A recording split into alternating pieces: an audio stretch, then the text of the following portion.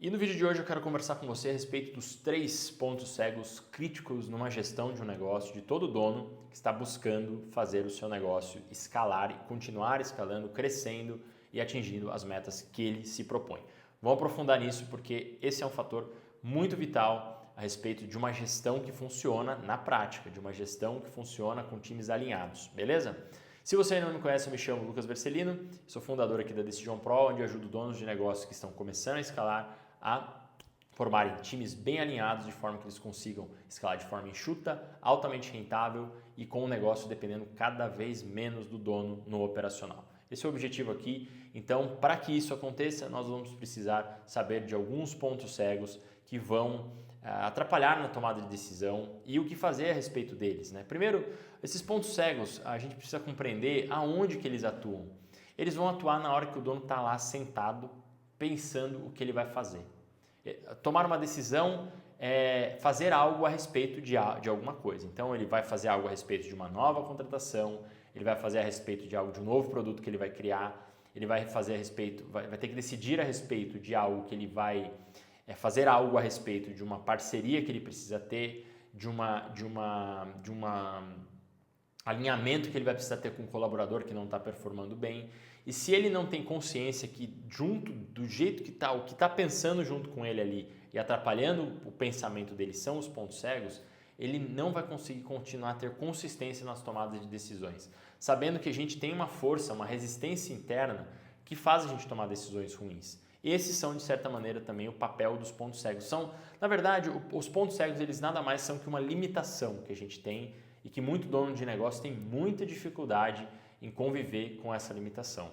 Muitos donos de negócios acabam vivendo uma mentalidade de puer, né? de jovem, de todas as possibilidades, e eu não culpo esses donos de negócio por conta da ênfase dos superpoderes que hoje o mercado atribui aos empresários, de que ele pode tudo, de que ele sabe tudo. Muitos donos viveram muito solitários por muito tempo e acabam tendo que se autoafirmar. Então esse é um problema que a gente vai precisar trabalhar aqui para que esse entendimento das limitações faça com que o dono consiga, aí sim, criar uma estrutura que dependa cada vez menos dele no operacional. Se ele tem consciência disso, ele consegue criar essa estrutura. Se ele não tem, ele vai acabar tomando decisões de forma muito centralizadora, ele vai acabar achando que ninguém faz tão bem quanto ele vai ficar com dúvidas a respeito de si mesmo, que ele vai tentar compensar com autoafirmação, com autoconfiança em excesso, e aí essa confiança que era necessária para ele se manter diligente,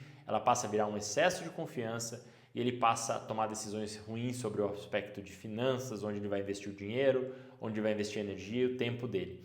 Então, para começar, existem muitos pontos cegos. Eu ficaria enciclopédico aqui, ficar falando de cada um, mas existem pontos cegos só para te dar uma noção. Existem pontos cegos temporais, existem pontos cegos de memória. Afinal, por exemplo, a nossa memória ela não recupera as informações tão claramente como a gente imagina. Então não dá para a gente confiar na nossa memória. Um dos motivos pelo qual aqui na Decision Pro eu ensino os donos de negócios a documentarem seus acordos, a usarem a agenda para que a sua memória não fique sobrecarregada, senão ele vai esquecer e ele não vai perceber. O que o ponto cego faz é isso, faz você tomar uma decisão ruim sem perceber que você está tomando uma decisão ruim. Existem 3 pontos cegos, então, que eu vejo que sim, se a gente tivesse que elencar os 3, eu diria que eles são os que são responsáveis ali, se a gente fosse fazer um Pareto de repente, eles são responsáveis pelos demais, inclusive alguns outros pontos cegos derivam deles. O primeiro é o ponto cego do excesso de confiança, tá? Esse ponto cego ele opera em diversas maneiras que eu vou entrar aqui em detalhes para você conhecer o efeito dele. Depois nós temos o ponto cego da tendência a gostar, ok? Que é quando o dono, se ele gosta de algo, ele tem uma afeição por algo, ele vai tender a superestimar as qualidades positivas e a subestimar as características, vamos dizer assim. As características positivas e as características negativas ele vai subestimar.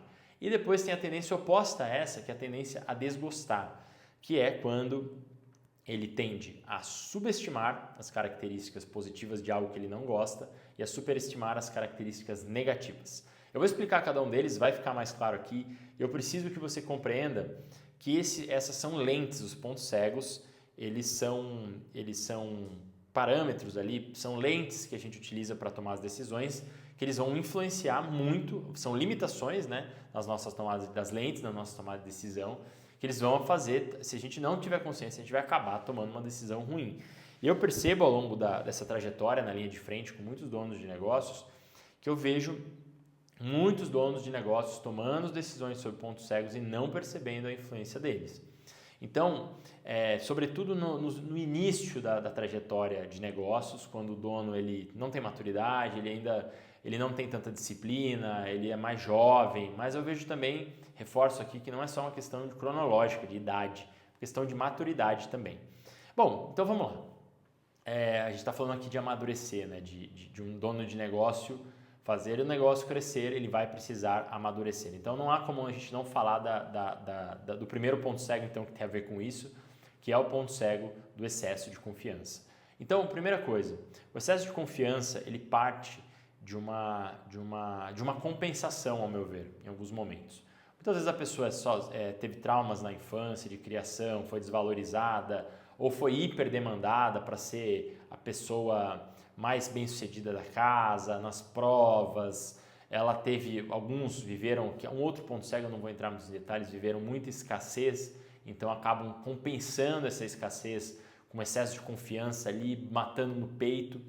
E assim, o excesso de confiança, ele tem um problema justamente pela primeira palavra dele, o qualificador, que é o excesso. Tudo em excesso, ele dá problema. Tudo em excesso. Uma ideologia em excesso extrema, ela vai dar problema, ela não vai se sustentar, ela vai causar ruptura entre as pessoas, né? Extremos ali ideológicos. E o excesso de confiança, ele vai fazer com que o dono perca a noção, ele vai virar um sem noção na tomada de decisão, acreditando que ele é o cara que faz chover, que diz quando chove, que diz quando não chove. Ele vai dizer assim, amanhã não vai chover, fica tranquilo, pode deixar as roupas no varal. E aí ele começa a descuidar de detalhes como esse, uma roupa no varal, molha, se lava depois. Mas muitas vezes ele pode usar um excesso de confiança na hora de investir. Uma boa parte do caixa dele, ou quiçá muitos eu já acompanhei, acabam investindo. Foi uma época, né, particularmente essa época, quando eu atendia junto a mentorias, eu acompanhava atendimentos de mentorias, onde tive um vasto repertório de tomadas de decisão ali, muitas delas equivocadas que a gente acompanhava quando eu trabalhava nessa empresa.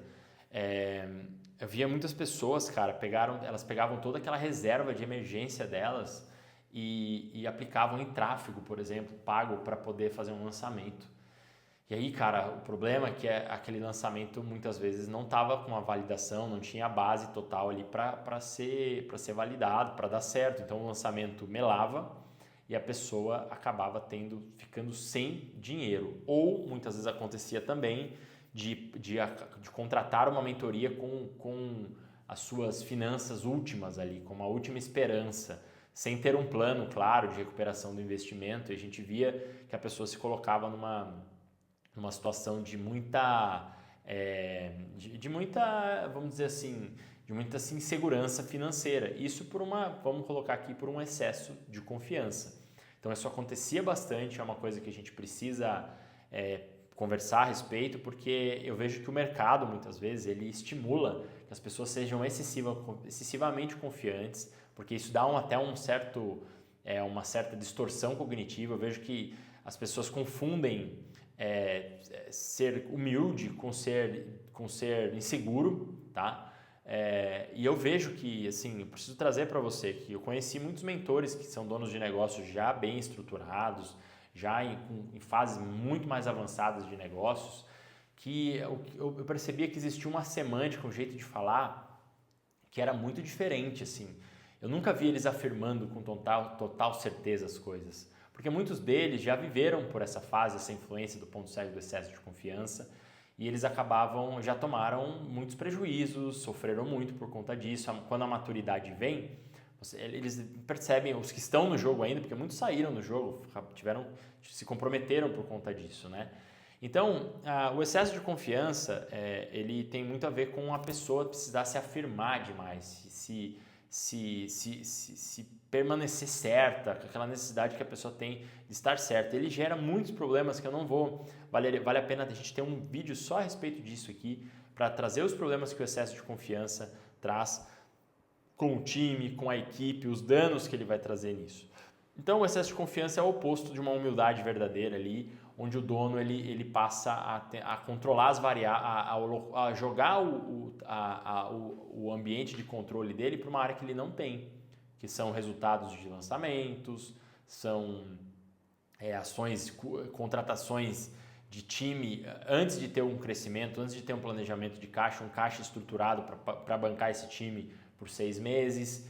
E aí ele vai no excesso de confiança acreditando que aquilo pode acontecer. E qual que é o problema disso? Se não acontece, o dono acaba se lascando, ele acaba tendo um prejuízo enorme financeiro e muitas vezes ele leva muito mais tempo depois para se recuperar, ok? Então esses são os efeitos do excesso de confiança que o dono precisa se avaliar, precisa se treinar para não tomar decisões ali.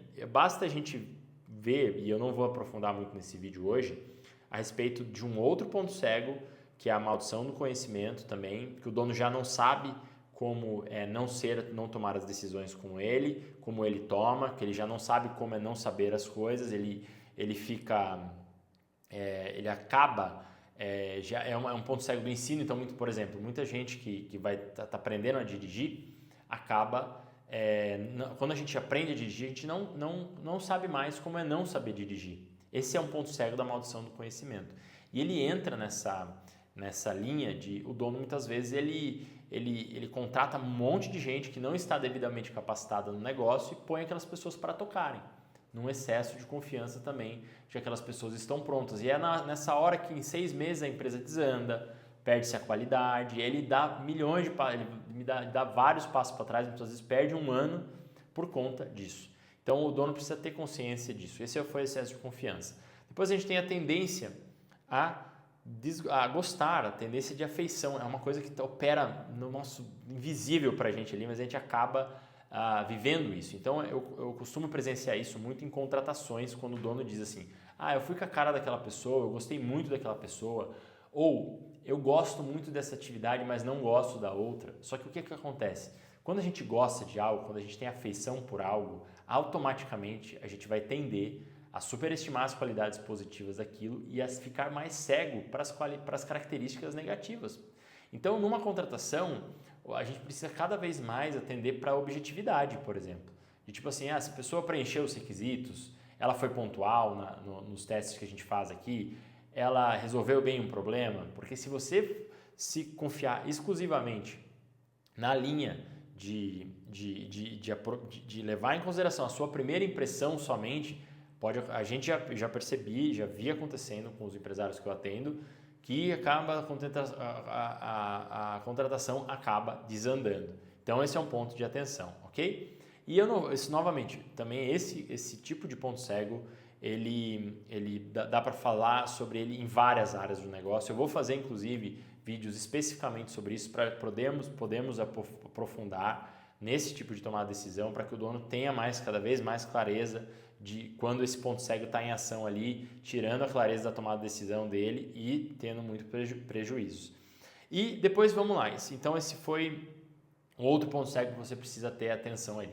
O terceiro é o oposto dele, que na verdade quando o dono não gosta de algo, ele vai tender a superestimar as características negativas, tipo, se ele não gosta de fazer uma determinada atividade, se ele não tem paciência para fazer reunião, ele vai achar que reunião é a pior coisa que tem, e ele vai subestimar o benefício que uma reunião tem muitas vezes de diminuir, se em alguns casos ele passa 1 hora com uma pessoa numa reunião, pode ser que ele não precise atender essa pessoa em chamados inesperados ao longo da semana ali, que ele gastaria cerca de 3, 4 horas, contas que eu já fiz em atendimentos aqui, vendo que, olha, muitas vezes se o dono não tem uma abordagem mais proativa de reuniões, ele acaba gastando muito mais tempo, ok? Então, esse tipo de tomada de decisão os pontos cegos, eles fazem o dono tomar ações sem a devida reflexão e ele acaba tendo o impacto da tomada de decisão, ele é distorcido. Então o dono ele acaba perdendo dinheiro, perdendo tempo, perdendo energia por não saber exatamente o efeito dos pontos cegos na tomada de decisão dele e isso não há aumento de faturamento, não há margem, não há caixa que sobreviva à influência dos pontos cegos numa tomada de decisão contínua ali. Tomar decisões de forma consistente com pontos cegos é um tiro no pé para todo dono de negócio que quer crescer de forma enxuta, altamente rentável e com um negócio a equipe que depende cada vez menos dele no operacional. Beleza? Então, vamos para cima. Esse foi mais uma abertura de reflexão aqui para que você que é dono de um negócio digital quer continuar crescendo, não deixe a influência desses pontos cegos a tomarem a sua decisão. Procure a objetividade, procure o alinhamento e procure os checklists. Eu já falei sobre isso em outros vídeos também, mas fique atento para não tomar decisões sob a influência desses pontos cegos que eu falei aqui. Beleza? Um forte abraço e até nosso próximo vídeo.